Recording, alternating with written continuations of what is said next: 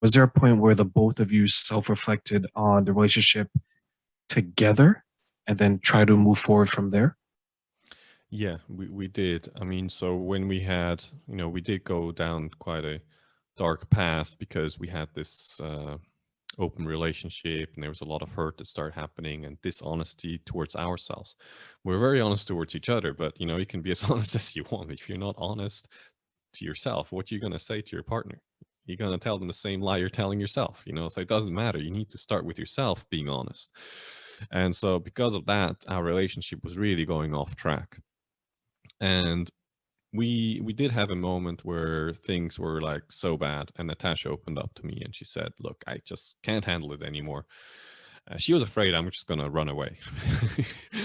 That was her fear, but the exact opposite happened. It actually brought us closer together. I saw in that moment how she was suffering, and I was like, well, but I love this girl, so we need to find a way. We need to find a way to work this out. And so we went on this healing journey together where were looking at getting help as well and looking at how the relationship has gotten to this place. Now, a lot of it was looking at your own patterns, meaning how are you showing up in the relationship? But there was also a moment where we came together and be like, okay, so I mean, what is this relationship about? Like, why are we together? What are we trying to cultivate? What are we trying to nurture with this relationship? And that is where we sat together and we thought about it together and reflected on the relationship together. And we realized, look, what we want to have in our relationship is love, compassion, empowerment. We want to lift each other up and bring out the best in each other so that we can create a life that we are both happy and proud of. We want to combine our energies to create the most amazing life we can. That is what we want. But there are certain patterns, for example, blame, nagging, blaming, criticizing. They are not part of that. Like they have nothing to do with empowerment. They actually are doing the opposite. And so that is where we decided and be like, look, we're saying a hard no to those patterns. So whenever something like this comes up, we are going to address it then and there. Now, that was a difficult thing because for me, I had to admit um, to myself and to Natasha how much it impacted me when she, for example, blamed. She had a habit of blaming. Uh, and so, again, when you look at it in terms of self image, I had the image I'm the strong man and nothing can phase me. Right. And now I have to admit, I have to, in quotes, I have to admit that actually, no, I get hurt by someone who's very close to me.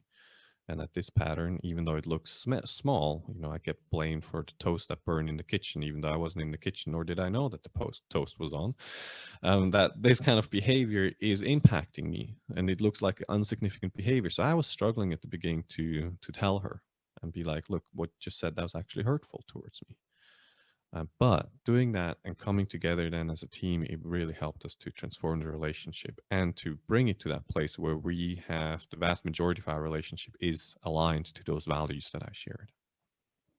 Was that the first time the two of you sat down and had that type of conversation, or is it something that you always want to have, but the timing maybe wasn't right, or you didn't reach a point where you, I don't want to say have the courage, but you couldn't speak some of the things that you're speaking, saying, this bothers me. The nagging, the blame, it upsets me, it hurts me. Because I know for many men, as you mentioned, and we kind of make light of it, it's hard sometimes for us to express our emotions. It's hard for us to Mhm. say, I feel vulnerable.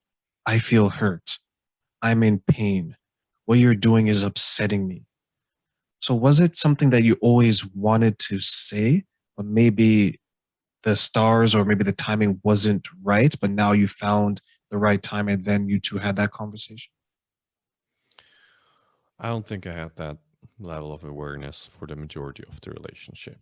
Uh, I don't, even though I was into self improvement and I was helping people with various kinds of issues, I don't believe I had this awareness because I had the image of I'm strong enough, I can deal with whatever. And then you read a book. I don't know, maybe you're familiar with the work of David Data. The Way of the Superior Man is a book I read, and he's like, you got to love your woman through all the emotions that she goes through. So I'll be trying to love her through an unhealthy pattern, and actually it just didn't work for me. I'm like, no, you just got to be honest here and say what's going on for you. So I only really became aware of it and had that urge of wanting to sit down with her and tell her about that, because I actually didn't know what was going on. I didn't understand what was happening. I know that the blame was happening, but when I mentioned it, I did mention it before. It, it, it didn't come from that vulnerable place. It didn't come from the place of showing how it impacted me. And then you don't really create change in the relationship, because you just come from a place of like, oh, you just keep blaming me. But that statement often, or at least for me, was coming from a guarded place. I'm still guarding my heart. I'm not opening my heart and showing my wife what's going on. And listening to you, I can hear how much it hurts you. And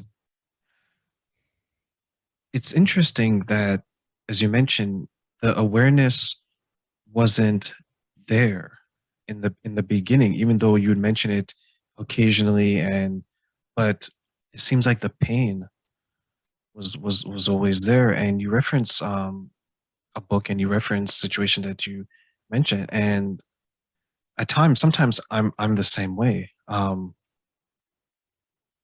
about your feelings or saying I feel this, sometimes not in our vocabulary. We say this is the situation, or some other people say I feel the situation is this.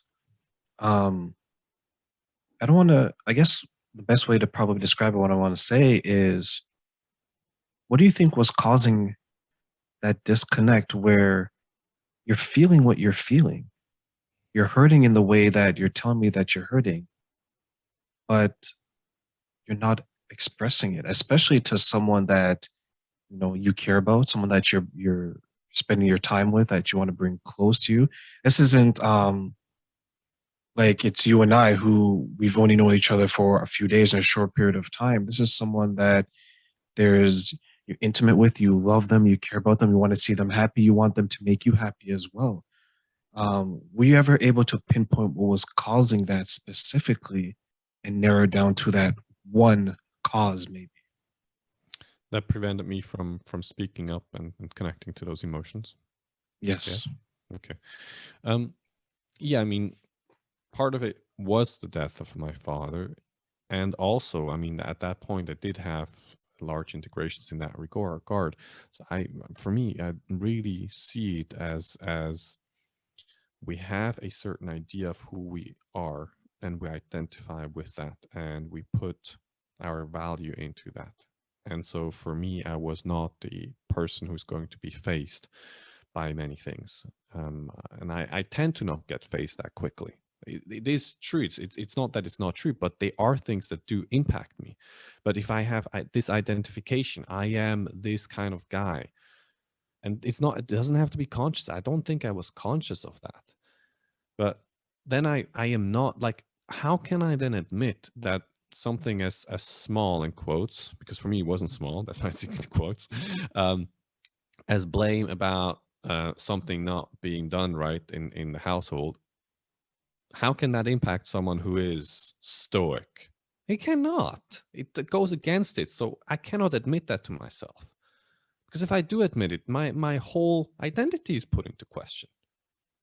Now, the identity is wrong in the very first place, but I was not aware of that. And so when I have this thing, then there's disconnect. All of the other stuff that does not align with this supposedly either good guy or the guy who doesn't get face or whatever, if it doesn't align with that, it gets pushed out of awareness, because you can't have it. It's not right to have that. And so that's why identity in change work is so important, to look at that. What are all the things that we think we are? What are the things that I believe I am? What are the behaviors I have taken on in my life that represent a certain aspect of me?